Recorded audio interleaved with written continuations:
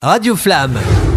Comment allez-vous mes chers auditeurs, auditrices? Eh bien voilà, donc au cœur de soi, on est toujours sur le surpoids. Enfin le gras. Le gras. Pas de surpoids. Voilà, Et ça engendre le surpoids, effectivement, trop de gras. On discute le bout de gras Après, tout le encore monde a aujourd'hui. du gras, même les minces, heureusement, parce qu'on avait dit que c'était essentiel pour faire des réserves et pour nous protéger. Voilà, Rappelle. donc le gras, On ne peut pas vivre sans gras, sinon on en meurt. Là, les gens trop maigres, quand tu dépasses un poids trop inférieur, tu meurs. Donc résumé des épisodes précédents, le gras c'est bien, le sucre c'est mal. Qu'est-ce qu'on a vu la fois? Je vais faire vite fait un petit story. Un petit On avait vu que nos récapitulatif. calories, on les dépensait avec le métabolisme de base, c'est-à-dire le fonctionnement de notre corps a besoin de calories. Voilà, c'est pour ça. fonctionner. Il y avait la thermogénèse, la digestion. Digestion thermogénèse qui utilise, Et puis l'assimilation. Et puis l'activité physique. On avait vu aussi que le pondérostin était ce qui était notre balance qui équilibre le poids toute notre vie quand tout se passe bien. Voilà, qui nous fixe un poids type sur lequel se rattraper. Un poids idéal pour nous et Poids en idéal. général on ne doit pas le dépasser 3-4 kilos jusqu'à la fin de sa vie, sauf que souvent il se dérègle. Bon. Et tu nous avais dit qu'il se déréglait généralement vers le haut. Oui, c'est ça. Oui, souvent. Et puis, on avait parlé de ce que c'était que la faim, la sensation de faim, la différence avec l'appétit, qui était plutôt Voilà, l'appétit manger sans faim. fournit les images en 16/9, tandis que la faim c'est une sensation. Voilà. Et le rassasiement, quand il y a faim, on n'a plus faim. Quand on a Et plus puis, faim. la satiété, c'est un espace-temps où on n'éprouve pas de faim. Voilà, donc on ne joue plus à manger, ce sont des jeux de satiété. Donc, je vais revenir aux personnes qui sont en surpoids. On avait dit qu'ils étaient porteurs de mutations génétiques quand même à la base, qui prédisposaient à la prise de poids. Mais ça dépend du contexte. J'insiste bien. En France, qui est un pays d'abondance et riche, on mange un peu de tout, pas forcément des produits essentiels pour nos cellules, et on mange trop. Quand tu vois des rayons... Ces mêmes personnes vivraient dans des pays pauvres, comme l'Indonésie ou ailleurs, enfin d'autres pays, ils maigriraient. ils n'auraient pas de surpoids, ils ne seraient jamais été en surpoids. Voilà, donc conclusion, partez tous en Indonésie. Ça veut dire que dans les pays, en fait, on est fragilisé dans les pays civilisés. Bah carrément, et quand tu vois un rayon dans les supermarchés où il y a, je sais pas moi, 80 sortes de yaourts différents, on est dans la mouise. Ah oui, mais c'est la cavale d'Alibaba. Hein. Moi, quand je suis revenu d'Indonésie, Au secours. par rapport à ce que je trouvais là-bas, je vais te dire que quand je suis mis le pied dans un Intermarché ou un supermarché, on va dire, j'ai trouvé que c'était... Mais j'ai eu du mal d'ailleurs au départ. Fallait que je choisisse mes produits, tu vois, tellement il y avait de... Non mais c'est vrai que c'est dur à choisir, les petites parenthèses, mais c'est vrai que quand tu es dans un supermarché, il te faut un truc simple et tu te dis, bah mince, je ne sais pas quoi prendre. Oui, et même dans les produits laitiers, c'est affolant, quoi. Ouais.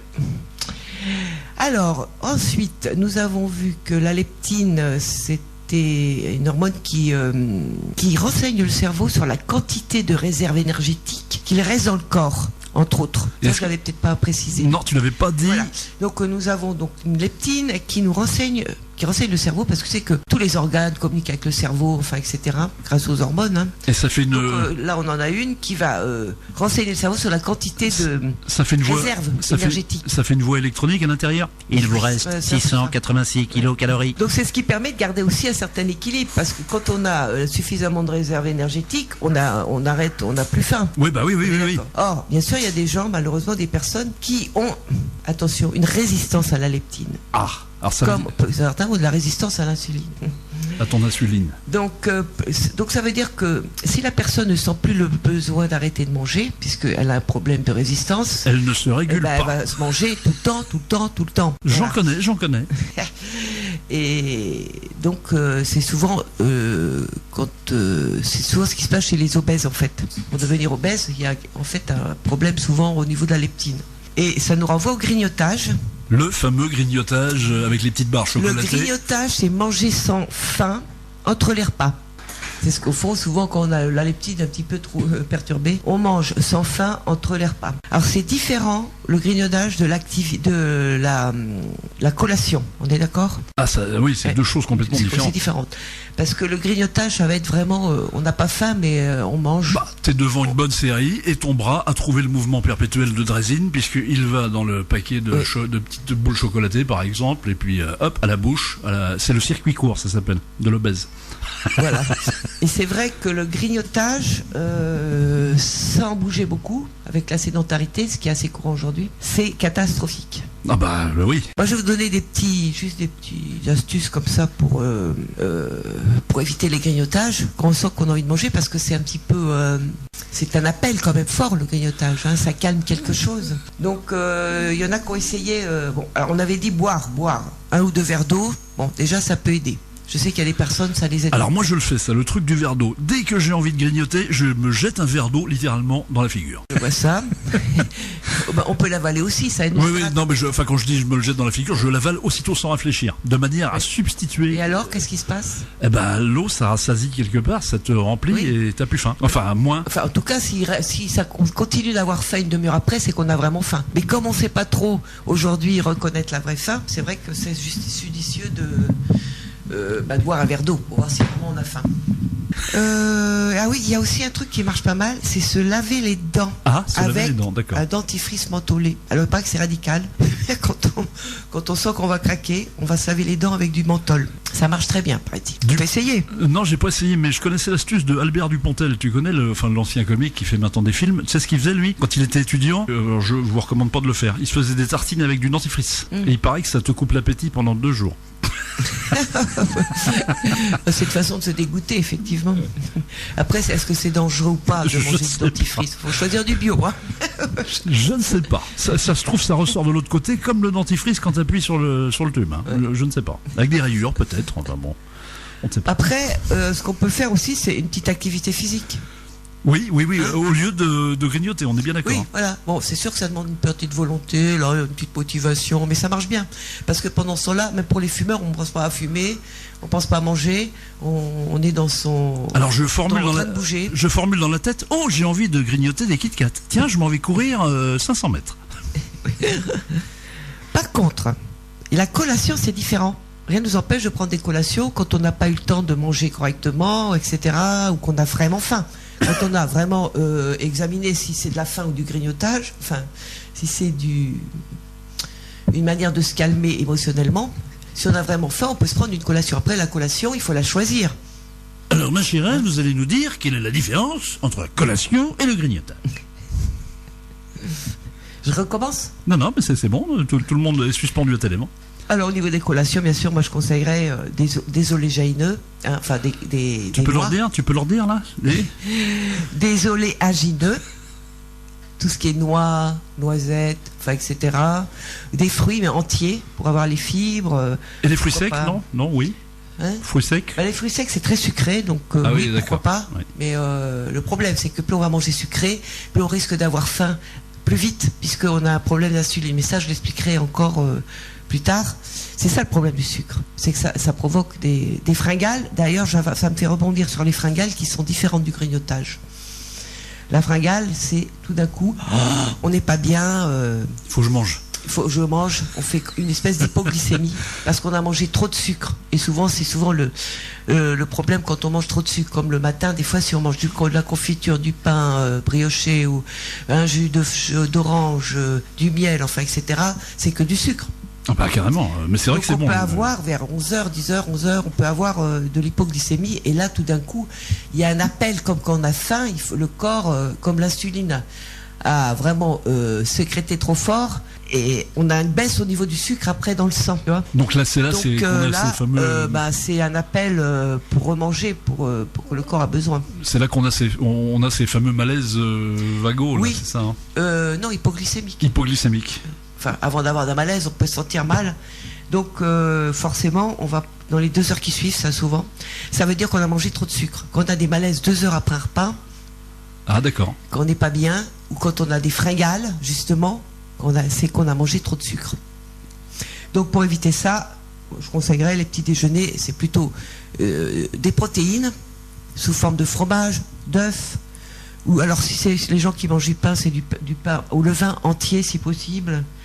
Et puis des fruits entiers et pas des jus de fruits comme ça parce que c'est du sucre sans fibres et que les fibres ralentissent la montée du sucre dans le sang. Alors toi, moi j'ai longtemps pensé à tort, parce que c'est vrai que la pub est bien faite, que les jus d'orange, etc., dont on va pas citer de nom, hein, mais je pensais, parce que ils le vendent quand même leur truc. Hein. Ben, je sais bien. Et moi je pensais que c'était quand même bon. Eh ben, non. Oui, bien sûr, beaucoup de gens, moi aussi je le pensais avant. Toi aussi tu le penses? Oui. Enfin, il y a longtemps, oui, bah oui, comme tout le monde. Parce que je me souviens, un bon jus de fruits, c'est plein de vitamines. Mais en fait, c'est une charge de sucre et il n'y a pas de fibres en plus. Et il y a pas de fibres, voilà, c'est les fibres qui manquent. Donc, parce que l'intérêt des fibres, c'est que ça permet à l'insuline de monter moins haut. Oui. Donc ça, d'avoir moins de problèmes à ce niveau-là, au niveau du... Conclusion, t'as envie d'un jus d'orange, tu manges une orange directement. Ah oui, l'idéal, ça serait manger de l'orange entière. Ou une petite clémentine, c'est la saison. Oui, bien sûr, boire, pourquoi pas, enfin après... Et puis, l'idéal, ça serait pas manger aussi trop de fruits, puisque c'est sucré quand même. J'ouvre une petite parenthèse qui va dans le sens. C'est une amie à nous qui m'a dit, on va pas citer son nom, elle m'a dit, tu sais, qu'est-ce qu'il faut faire quand tu veux pas porter de masque sur la voie publique? Elle m'a dit, tu manges une clémentine. Comme ça, t'es pas obligé de porter un masque. Ah là, je comprends pas trop le... Bah si, quand tu ne veux pas, parce que normalement à l'extérieur en ce moment c'est obligé de porter un masque. Pas chez nous, pas vraiment. Hein. Bah oui, mais il faut. Hein, moi jamais je le mets, sauf quand je rentre bien sûr dans les endroits publics. Ah non, mais sur la place publique on est obligé de... Enfin bon... Ils sont très très conciliants ici. Oui. Jamais... Enfin bref, si tu ne veux pas porter de masque, mange une clémentine. Parce que si tu manges une clémentine, tu ne peux pas avoir de masque. Ah oui, bien sûr. C'est vrai que je porte tellement peu le masque que je dois avouer que je me rends pas compte de tous les problèmes. Alors, on va parler quand même aujourd'hui des troubles alimentaires, parce que là, c'est les petits troubles. Hein. Enfin, c'est le petit trouble. Mais il y a quand même vraiment des troubles alimentaires qui sont graves, que tout le monde connaît plus ou moins d'ailleurs. Il y a l'anorexie et la boulimie. Ah, j'ai pensé tout à l'heure quand tu as commencé à soulever le sujet. Deux trucs terribles, deux fléaux terribles. Il y a de grandes souffrances derrière. Parce que normalement, manger, ça doit rester un plaisir. C'est un plaisir, comme disait ma prof de sciences nat, nous, il faut manger pour vivre et non vivre pour manger. Non, c'est pas ce qu'on dit. Moi je dirais plutôt l'inverse. Ou l'inverse, moi je ne sais plus. Il faut manger pour vivre. Il faut manger pour vivre. Parce que si on fait passer la bouffe avant tout, il y a d'autres plaisirs quand même dans la vie, ne serait-ce que celui d'exister. Mais disons que... je pense que quand on commence à avoir un problème avec l'alimentation, une souffrance, il y a quelque chose qui ne va pas. Normalement, on devrait pouvoir manger si tout va bien avec plaisir, sans avoir de problème de poids. Tu vois, c'est une histoire d'équilibre. Mais encore une fois, c'est ce que tu disais dans les éditions précédentes, c'est qu'on nous a tellement conditionnés, justement, avec la vie trépidante, de manger vite, etc., que ça découle de tout ça, quoi. C'est le stress chronique de nos civilisations. C'est sûr que ça n'arrange rien. Donc, l'anorexie, je vais expliquer un petit peu ce que c'est quand même, parce que il y a quand même une jeune fille sur... l'anorexie, c'est une jeune fille sur 200 qui est anorexique. Ça arrive au moment de la puberté. Ce qui est quand même beaucoup. Hein. Ben oui, 200 jeunes, il y a une personne anorexique. Enfin, grosso modo, c'est une moyenne. Donc, c'est quand même pas anodin. Bon, carrément. Et puis donc c'est une jeune fille souvent qui a une fragilité liée à son enfance quand même. Hein. Enfin, je veux dire, comme beaucoup, d'ailleurs, on a tous plus ou moins des souffrances enfantines. Et cette jeune fille souvent est d'un milieu socio-culturel élevé. Ah, ça va de pair avec le milieu, d'accord. Parce qu'en fait, dans les milieux où il y a plus d'obésité, c'est pas très fréquent dans la mesure où la peur de manquer fait qu'on est plus gros que mec, toi. Non, mais c'est vrai. Il vaut mieux être un peu gros. Oui. Tu sais qu'on n'a pas beaucoup d'argent, etc. Ça rassure. Ça protège.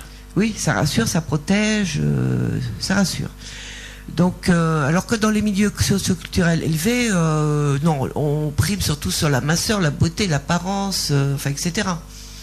Donc, il y a des jeunes filles, dès qu'elles se voient un petit peu à l'adolescence grossir un petit peu, ce qui est plus ou moins normal d'ailleurs. Et surtout, il faut en parler, les magazines, je pense que tu vas en parler aussi. Oui, il y a les magazines, l'influence. Avec les filles photoshopées. En fait, on veut ressembler à des modèles de Photoshop qui n'existent pas. Bah, il y a des mannequins qui sont très belles quand même. Enfin, bon. Oui, mais avec les Photoshop, maintenant, on te réduit la taille d'une fille. Voilà, il y a une fonction, ils appuient sur un bouton et la fille, elle fait comme dans la pub Pexitron, tu te rappelles? Hop, elle a une taille, mais vraiment de guêpe. Alors, c'est une adolescente qui a 14, 15 ans, 16 ans, effectivement, ça fait rêver. Ah bah oui. D'ailleurs, qu'est-ce qu'on offre aux petites filles? Bah des poupées. Mannequins. Oui, bah oui. Et oui. Donc, chez certaines jeunes filles, malheureusement, bah, elles en font une fixation et donc elles vont commencer à faire un régime. Oui, ça commence comme ça en général. Voilà, elles commencent à faire un régime et elles vont aussi, certaines, même faire des exercices intenses, tu sais, se mettre à la danse, à la gymnastique, enfin on n'arrête plus, pour perdre du poids. Et ça devient une obsession. C'est-à-dire que tu as l'impression de contrôler ta vie en faisant ça, c'est ça, non? Ton poids. Ton poids. Enfin, oui, tu contrôler contrôles quelque chose. Tu contrôles. Ça devient une obsession. Et un régime, pourquoi pas si on perd 2-3 kilos, si jamais vraiment. Et puis encore à 15-16 ans, c'est peut-être pas recommandé quand même. Mais elles vont se sentir, en faisant ce régime, plus elles vont maigrir, plus elles vont se sentir légères. Et plus elles vont avoir du plaisir à résister à la faim. C'est ça. Encore une impression de contrôle. Oui, c'est ça. Donc elles ont un pouvoir sur les sensations. Donc elles ont l'impression de maîtriser quelque chose. Et elles se sentent bien. Donc elles mangent très peu. Elles trichent souvent parce qu'elles vont faire semblant de manger 1 ou 2 bouchées. Puis après, bref. Et quand elles montent sur la balance, elles lévitent. Elles se posent même pas dessus. Elles flottent au-dessus. En plus, elles sont souvent très intelligentes intellectuellement. Elles sont actives. Et elles ont en fait, elles paraissent pas malades au départ. C'est après qu'on commence à s'inquiéter quand elles commencent à maigrir bigrement, quoi. Mais elles se trouvent toujours grosses. Elles se trouvent toujours grosses. Donc il y a une déformation au niveau de l'image. C'est comme ça qu'on fait un diagnostic d'ailleurs. Il y a plusieurs critères. Déformation de l'image, refus de grossir même. Par exemple, sur une jeune fille de 60 kg, on va lui demander d'aller qu'à 50 kg parce qu'elles peuvent tomber à 30-35 kg. Hein. Mais il y a un refus quelque part parce que pour elles c'est trop, même 50 kg, alors que leur poids standard devrait être 60. J'avais une voisine. Qui aussi perdent des règles avec la baisse de défense immunitaire, donc qui risquent de mourir à un moment donné. Il y en a qui en meurent plus. Enfin, c'est rare, mais ça arrive. Hein, surtout donc, on en sort difficilement, je crois. Hein. Ben, on en sort, mais il y a un suivi nécessaire. Elles sont hospitalisées souvent. Et elles sont nourries. Moi, je me rappelle, il y a 30 ans, enfin, à l'hôpital, en fait, les traitements étaient un peu les mêmes. On les mettait dans des chambres seules, et puis on les obligeait à manger. Mais je crois que la nourriture doit les dégoûter, non? C'est ça, hein? Bah oui, il n'y a plus cette sensation de faim. Elles ont tout perdu. Il y a des perturbations métaboliques qui font qu'elles ont plus faim. Elles sont pas mal, elles. Elles se sentent pas mal. Elles se dénutrissent petit à petit. Et après, pour manger, c'est tout un calvaire. Ça peut durer plusieurs mois ou des années pour retrouver un équilibre avec ça. Donc on est souvent obligé de les nourrir même par sonde au départ. Et puis il y a des contrats avec elles, ouais, faut grossir d'1 kilo par semaine, oui. etc., etc. Enfin bref, c'est une galère pour les parents aussi parce que c'est compliqué. C'est pas évident de voir un enfant comme ça. Et puis pour l'enfant, enfin la jeune femme, c'est plus courant chez les filles que chez les garçons. Tu te souviens de cette magnifique mannequin? C'était une jeune fille qui avait des taches de rousseur. Et elle était devenue une anorexique et elle avait même fait des photos justement pour sensibiliser les gens à ça. Et elle avait dit que, c'est comme tu dis, qu'elle passait des contrats, elle avait eu du mal à remanger. Pareil. Bah oui, c'est ça. C'est pour ça que c'est une maladie grave. Enfin, c'était un trouble alimentaire grave. Donc, ça renvoie à que, bon, il faut, comme je disais, il faut jamais laisser son corps avoir faim. Il faut pas se martyriser avec des régimes. Parce que des gens voient que ça peut commencer à l'adolescence. C'est une belle connerie, les régimes, finalement. C'est une belle connerie, les régimes, finalement. Ben, ça dépend de ce qu'on appelle régime. Enfin, moi, je parle des régimes amaigrissants. Oui, le fameux régime. Si ça marchait, tout le monde serait mince. Bon, c'est pas le cas. Par exemple, il y a un truc qui circule sur le net, c'est le fameux régime Max Planck. Je connais. Ça base de quoi? Alors, c'est un régime sur 2 semaines où tu manges. Enfin, ceci dit, c'est un régime relativement correct, que tu manges beaucoup d'épinards, mais c'est vrai que tu manges très peu. Hein. Et normalement, en 2 semaines, tu es censé perdre 10 kilos. Oui, perdre du poids trop vite, on le reprend tout de suite après, ça sert à rien, il faut perdre du poids très lentement. Ensuite, les régimes, si on fait un régime, pas forcément maigrissant, mais un régime pour être en meilleure santé, ça j'en reviendrai un jour encore, je veux dire, c'est pas sur 2 semaines, c'est pas sur 1 mois, c'est pas sur 6 mois même qu'on va reconnaître les bienfaits. Non, c'est sur la durée. Quand on a fait n'importe quoi toute sa vie, quand on reprend une alimentation équilibré, le corps va se réparer doucement, mais il va pas se réparer en 3 mois. Hein. Il faut le savoir. Donc, on verra les bénéfices qu'1 an, 2 ans après. Ou 3 ans, ça dépend de la gravité dans lequel est notre corps. En fait, il faut avoir la certitude que tu vas maigrir. En fait, c'est ça, faut être patient. Après, non, il faut pas chercher à maigrir. Il faut comprendre ce qu'on peut manger, ce qu'on peut faire pour avoir un équilibre au niveau du poids. C'est pas la même chose. Parce que dès qu'on veut maigrir, on est en train, à notre inconscient, de lui dire je suis gros, je suis gros, je suis gros, je suis gros. C'est vrai, t'as tout à fait raison. C'est-à-dire, si tu émets le souhait de maigrir, effectivement, tu dis à ton subconscient que tu n'es pas bien. Oui. Et lui, donc, il comprend, je ne suis pas bien. Je pense qu'il faut mieux plutôt faire une collaboration avec son corps. Être ami avec son corps. Le reconnaître et lui dire, mon pauvre corps, oui, je t'ai martyrisé pendant longtemps, mais on va essayer de faire une équipe ensemble et on va essayer de trouver des stratégies où tu te sentiras mieux. Et on va aller faire ça ensemble. Comme ça, tu vas être ami en plus. Parce que quand tu dis ça, les gens, pour maigrir, ils vont encore plus assassiner leur corps. En se privant et en choisissant que certains aliments, ils martyrisent leur corps. Et ça marche pas. La preuve, c'est que les gens, dès qu'ils font des régimes un petit peu sévères, ils reprennent dès qu'ils veulent remanger. Et en plus, non seulement ils reprennent, mais encore plus, pourquoi ? Parce que le corps, il a tellement été martyrisé et affamé qu'il va faire encore plus de réserves, avec la même quantité de bouffe. Le seul régime qui marche, c'est le régime totalitaire, parce que tu reprends jamais. Le régime de totalitaire, parce que tu ne remanges jamais normalement. Mais c'est une blague. Le régime totalitaire, parce que voilà, tu manges plus. Il y a des pays où tu manges plus. Il y a des pays où les enfants meurent de faim, ça c'est autre chose. Donc, nous on meurt de trop manger. On meurt de trop manger, nous. Peut-être moins vite, mais sûrement. Parce que toutes ces maladies chroniques, etc., des fois, ça peut être lié aussi à ça. Donc, je pense que là, j'insiste toujours, chercher à maigrir juste avant l'été, par exemple, c'est du délire. Parce qu'on veut leur perdre du poids rapidement. Mais ceci dit, sauf qu'on va perdre du muscle en plus. Ça a la vie dure, ces idées-là, parce que chaque année, elles reviennent. Oui. Alors qu'il suffirait de le préparer maintenant. Voilà, maintenant. Mais on ne sait pas cet été comment on sera, on s'en fout. Il faut préserver aussi sa masse musculaire. Mais tu sais ce que tu disais la semaine dernière, c'était très vrai. C'est-à-dire, on avait établi, souviens-toi, la distinction entre maigrir et mincir. Oui. Parce que mincir, ça ne veut pas dire maigrir. Ça veut dire sculpter ton corps. Voilà, c'est ça. Parce que non, ce qu'on veut en fait, c'est pas forcément maigrir, mais c'est sculpter, c'est être affiné en fait. Oui. Parce que t'as des gens qui sont très minces, mais qui te marchent sur le pied, tu le sens, quoi. Hein. Oui.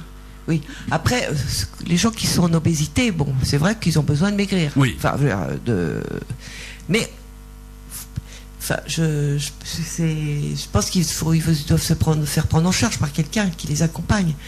Et là, il y a le fameux histoire du bypass. Après, il y a pas que moins manger ou manger autrement. Il n'y a pas que ça. Il faut bouger, il faut ci, il faut ça. Tu vois, il faut garder sa masse musculaire, son moral, etc. Donc ça, quand on est vraiment très très gros, je pense qu'un accompagnement c'est nécessaire. Moi, je mise beaucoup sur, comme tu l'as dit, sur le sport. Voilà, le sport, bien bouger. Et déjà, si tu fais ça, même si tu manges pas trop bien.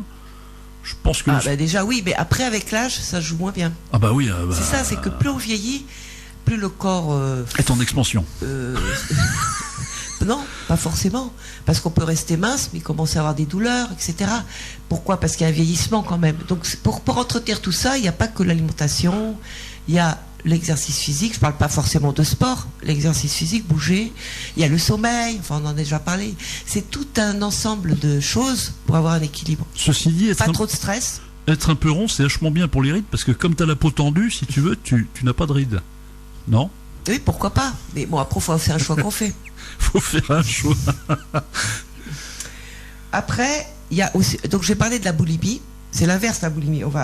La boulimie, c'est encore autre chose, alors, oui, effectivement. On peut souffrir à manger trop ou souffrir à manger pas assez. Bon, la boulimie, c'est vraiment... Alors, il y a une personne sur 100... Une personne sur 100, la boulimie. Qui peut être boulimique, oui. Et ça peut arriver même à l'âge adulte. C'est pas pareil.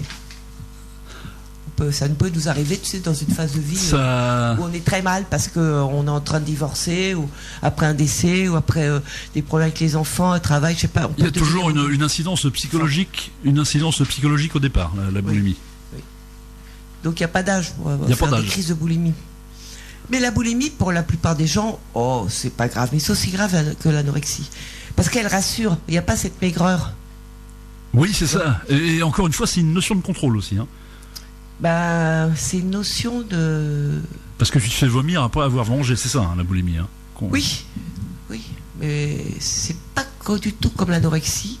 L'anorexie, il y a qui ressent un pouvoir sur les choses. La boulimique, pas du tout, c'est l'inverse. Non, tu culpabilises. La boulimique, c'est un enfer pour elle parce que tout d'un coup, elle peut pas s'empêcher de manger. Et en 1 heure de temps, elle peut manger tout ce que mangerait quelqu'un dans la journée. Oh là là là là.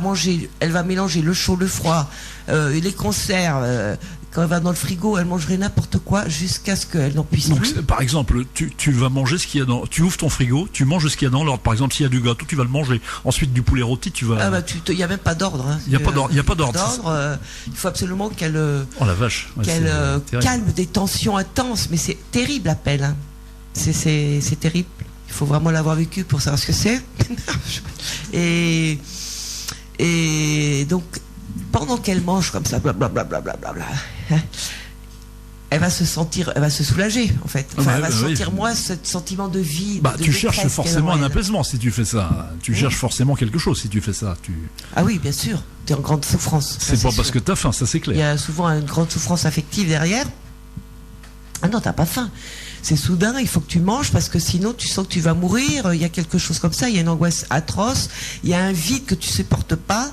Et il faut que tu le remplisses, ce vide. Et la souffrance affective vient du fait que toi tu aimes la nourriture, mais la nourriture ne t'aime pas forcément en retour. C'est un amour à sens unique. C'est pas que la nourriture t'aime pas, c'est que t'en manges trop, que tu manges n'importe quoi, tu manges ce qu'il y a, quoi. Et c'est incontrôlable. Donc qu'est-ce qui se passe ? À un moment donné, une fois que t'es rempli, ça devient indésirable. Tout d'un coup, la personne va se dégoûter. Elle va avoir un dégoût horrible. Elle va avoir honte parce qu'elle n'a pas pu se maîtriser. Elle va se sentir nulle. Enfin, c'est atroce. Elle va se sentir sale, tu vois. Et donc, elle va faire un reset. Donc, elle va se forcer à vomir. Avec les doigts dans la bouche, ce que je ne vous conseille pas. C'est mieux que de rester avec un estomac. Ah bah oui, carrément. Enfin, de toute façon, ça fait partie du processus. Donc, et après, une fois qu'elle a vomi, elle se sent mieux. C'est comme si sa honte, tout ça avait disparu. C'est ça. Enfin, et elle va décider d'arrêter. Elle va se dire, c'est fini les conneries. Comme les gens qui ont un problème avec l'alcool. C'est un peu pareil. C'est un peu la même chose. On a toujours des bonnes résolutions, mais malheureusement, il y a des appels qui reviennent, et c'est des appels qu'on ne peut pas arrêter, maîtriser, donc ça recommence. Donc c'est une grande, grande souffrance. Est-ce que tu as oublié de dire, mais je te laisse, tu vas peut-être le dire. Parce qu'il y a un problème aussi avec la boulimie qu'on ne prend pas forcément en compte, mais j'avais vu ça dans un documentaire. Quand tu te fais vomir, tu as l'estomac, donc tout le contenu de ton estomac est très acide. Et ça te pourrit les dents. Oui, ça peut pourrir les dents, effectivement, à long terme, hein, pas sur à long terme, on est bien d'accord. Donc c'est vrai, oui, c'est vrai. Après, elles peuvent aussi mettre des laxatifs et aussi bouger beaucoup pour pas grossir, parce qu'elles savent très bien qu'elles ont le risque de grossir. Et puis, donc c'est infernal. Pour elles, l'alimentation, ça représente une horreur. Enfin, ça veut dire c'est une horreur, quoi. Le manger, c'est... Parce qu'en général, c'est un truc... En plus, ça, tu as du mal j'imagine qu'on a du mal à l'avouer, ça, en plus. C'est pas évident. Qui veux-tu l'avouer, en plus ? Oui, si tu commences à dire que t'es... Après, on peut avoir... Souvent, on dit, moi, je suis un peu boulimique, c'est-à-dire qu'on a tendance à manger vite et beaucoup. Mais bon, mais ça n'a rien à voir avec ça, qui est un trouble vraiment psychiatrique. Et donc, surtout contre les crises, elles vont faire souvent des régimes restrictifs. Tu vois ? Enfin bon, bref. Donc c'est galère tout le temps. Voilà. C'est quelqu'un qui est en galère et quelqu'un qui a besoin d'aller voir quelqu'un pour l'accompagner. Ce qui est assez amusant, c'est que par rapport à l'anorexie, où tu peux vraiment avoir cette fois la notion de contrôle, là tu ne l'as pas du tout, c'est l'inverse en fait. Oui. C'est complètement inversé au niveau... Oui. Alors les deux excès sont mauvais. Ah bah carrément. Tu vois, c'est... Donc, effectivement, ces deux troubles qui sont quand même pas si rares que ça. Hein. Il y en a beaucoup. Ça a augmenté avec les années, non ? Ça, je peux pas te dire. Peut-être que c'est repéré mieux, j'en sais rien. En tout cas, moi, j'ai les derniers 1 sur 100, à peu près une sur 100. Boulimique sur 100 personnes. Et ça touche beaucoup les filles en général ou les garçons ? Alors, c'est plus les femmes en général. Plus les femmes. Parce que la boulimie, ça peut être à n'importe quel âge. Hein. Ça peut arriver à 40 ou à... Mais il y a des hommes aussi. Mais bon, Il y en a beaucoup, il y en a moins.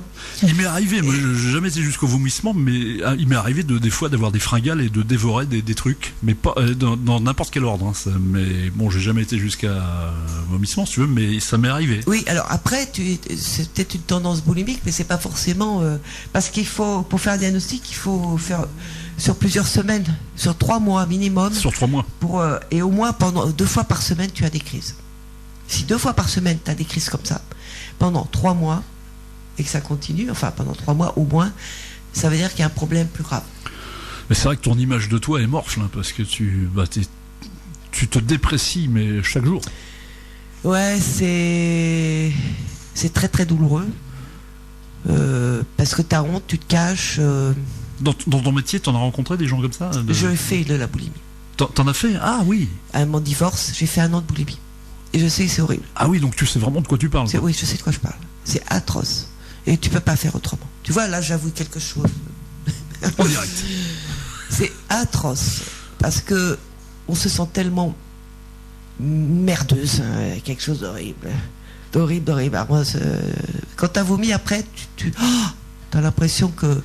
Après, je prenais un bain pour me purifier. Et j'avais l'impression de pouvoir, pendant quelques heures, être en pâle. Mais c'est atroce. Et tu faisais ça pour tous les jours? Ça a duré 1 an.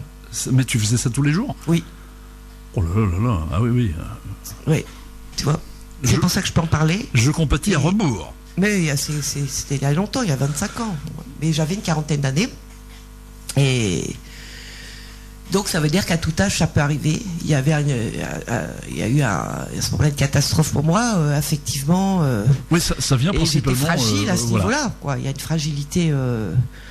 Enfin, il y a toutes mes illusions qui ont disparu, mes valeurs qu'on. Enfin, bref, après j'ai travaillé là-dessus et donc alors j'ai reconstruit. C'est ce que j'allais te demander. Ça a été vraiment. Et à ce moment-là, j'ai été suivi par un psychanalyste. Ah, t'es obligé de passer par là. De toute façon, t'es obligé, sinon. Tout seul, on peut pas s'en sortir, quoi. Je pense ce pas. truc-là. Et il m'a dit c'est pas grave, ça va passer. Et effectivement, c'est passé tout seul. Mais ça renvoie à des souffrances enfantines, etc. Bon. En tout cas, moi je conseillerais à toutes les personnes qui ont vraiment des troubles alimentaires de ne pas rester comme ça. On peut s'en sortir très bien avec un travail, un accompagnement. Bon, en général, encore une fois, comme tu le dis, quand ta vie est bien structurée autour d'un projet de vie, par exemple, une colonne vertébrale, c'est plus facile de se sortir, j'imagine, de tous ces troubles. Non, quand tu as vraiment quelque chose qui te motive dans la vie, admettons, je sais pas, ça peut être de la musique, n'importe quoi. Oui. Parce qu'en général, comme tu le dis, ces choses-là surviennent quand il y a vraiment des désordres affectifs ou... Quand il y a un gros choc émotionnel. Ça peut arriver, oui. Donc ça peut toucher n'importe... Hein, je parle de... non, je parle de boulimie. Oui, hein. souvent, c'est une carence affective grave, à la base. Donc ça peut toucher... Une carence affective grave. N'importe qui. Je peux pas te dire, ça touche pas tout le monde, puisqu'il n'y a qu'une personne sur 100, mais ça peut... Moi, tu crois que j'aurais pensé que j'aurais fait ce genre de problème après un divorce Je pensais pas, moi, que j'étais aussi fragile. Mais j'avais une carence affective très grave déjà à la base, et je ne savais pas. Et tu as eu des soucis de santé après ça, non? J'ai maigri beaucoup, je suis tombée à 49 kilos. Ah oui, oui. Que j'ai repris après, mais bon, enfin beaucoup. Par rapport à mon poids, c'est pas énorme, enfin c'est quand même... pour ma taille, c'était trop maigre. Et j'ai quand même travaillé. J'ai pas arrêté de travailler. Donc t'étais quand même... santé, non, à part ça, j'étais déprimée, quoi. J'ai fait une dépression. Et quand tu le faisais, les gens autour de toi ne le savaient pas forcément. Non, j'ai caché. On le vit comme une honte. Oui, c'est ça, on le cache. Alors, je vais donner une petite anecdote, puisque j'en suis aux confidences, même si les gens vont dire celle-là, elle exagère. Alors, mes chers auditeurs et auditrices, c'est vrai que c'était pas prévu, ça. Hein. Le dimanche, enfin, quand j'étais en repos, comme la boulimie qui ne supporte pas le vide, c'est insupportable, c'est comme si elle allait mourir, je faisais toutes les boulangeries, et j'allais acheter un gâteau, parce que je ne voulais pas qu'on sache que je mangeais beaucoup de gâteaux. Donc j'allais acheter un gâteau dans chaque boulangerie, donc j'en mangeais une dizaine. Donc pas beaucoup de gâteaux, mais beaucoup de boulangeries. Ben, ça fait beaucoup de gâteaux, beaucoup de boulangeries. Oui, mais c'est bien ce que je dis. Donc du coup, ça m'arrivait de manger 10 gâteaux. Ça revenait cher, quoi, en plus. Je ne pouvais pas faire autrement. Je suis honnête. Et c'était du sucre, en plus. Ah bah. Et après, j'allais vomir. Et je me sentais mieux pendant un certain temps. Non, mais c'est terrible, c'est terrible. C'est pour ça que toutes les femmes qui sont touchées par ça, ou les hommes, je les comprends parfaitement. C'est un enfer. Mais bon, on s'en sort. Il faut reconnaître sa souffrance. Et on peut pas, comme on se cache, et on se sent tellement moche, tu vois, nul, qu'on peut pas en parler. Il faut aller voir un professionnel. Et il nous aide beaucoup. Bah, si tu veux, entre guillemets, voilà, toute proportion gardée, à la limite, il vaut mieux être anorexique, parce que tu as l'impression de plus de contrôle. Au moins, tu as une image valorisante. Même si c'est pas bien. Mais ça aboutit aussi c'est la même chose, quelque chose de grave aussi. Mais au moins, tu es heureux, si tu veux. Je sais pas si elles sont vraiment heureuses. Non, à la fin, t'es pas heureux. En tout cas, elles ont l'impression de maîtriser quelque chose, alors que la boulimie, rien du tout. Rien du tout. Quand j'étais invitée à des soirées, là où il y avait des buffets, c'était épouvantable pour moi. Parce que là, je pouvais même pas le cacher vraiment. Ah oui, parce que oui, tu peux manger des quantités considérables. Oui, et puis tu manges très vite. Ouais, c'est ça. Oui. Et en même temps, tu le fais, t'as honte, puis tu dis, je suis une merde. C'est atroce, quoi. Bon, aujourd'hui, c'est loin pour moi, hein, mais et donc, ça a été une expérience quand même qui m'a servi après pour travailler beaucoup de choses et pour découvrir d'autres choses. Donc toute épreuve dans la vie peut servir. Par exemple, au niveau diététique, c'est par exemple c'est un peu l'origine de ce que tu as fait par la suite dans la diététique, non? Oui. Après, je me suis plus intéressée à beaucoup de choses. Il n'y a pas que la diététique, à retrouver un bien-être, tout simplement. Donc ça passe par pas que par l'alimentation. Bah dis donc, chapeau quand même, parce qu'effectivement maintenant tu es carrément oui, de l'autre côté. Sans problème, là je suis dans un équilibre, c'est sûr.